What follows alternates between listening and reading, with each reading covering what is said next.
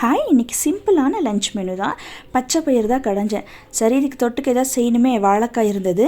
So அதை தலையும் வாழையும் cut பண்ணிவிட்டு தோல் நல்லா சீவிட்டேன்.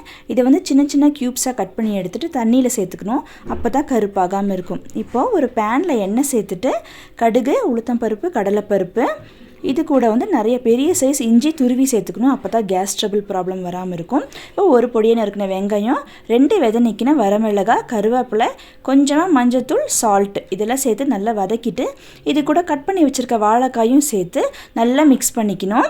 5 நிமிஷம் மிக்ஸ் பண்ணதுக்கப்புறம் ஒரு 1/4 டம்ளர் அளவு தண்ணி தெளித்து விட்டு மூடி போட்டு குக் பண்ணிக்கணும். 10 நிமிஷம் குக் பண்ணால் போதும், சூப்பராக வெந்துடும். அப்பப்போ ஓப்பன் பண்ணி கிளறி விட்டுட்டே இருக்கணும். கடைசியாக நல்லா ஓப்பன் பண்ணிவிட்டு தண்ணியெல்லாம் வற்ற விட்டுட்டு தேங்காய் துருவல் சேர்த்தோம் அப்படின்னா சூப்பரான பொரியல் ரெடி ஆயிரும். இன்றைக்கி நான் குதிரைவாளி அரிசியில் தான் சாப்பாடு செஞ்சுருக்கேன். அது கூட பச்சை பயிர் கடையல், இது கூட வாழைக்காய் பொரியல் வச்சு சாப்பிட்டாச்சு. நாளைக்கு இன்னொரு vlogல பார்க்கலாம்.